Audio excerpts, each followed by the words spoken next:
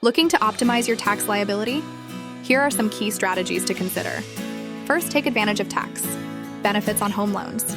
You can claim deductions on the interest and principal repayment of home loans, whether for a self-occupied or rented property. Next, explore exemptions on capital gains.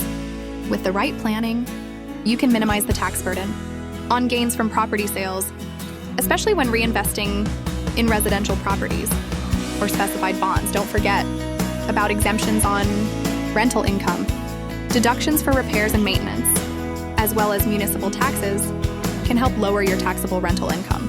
Furthermore, joint ownership and tax planning for property transfers can provide additional benefits and exemptions, allowing you to optimize your tax liability.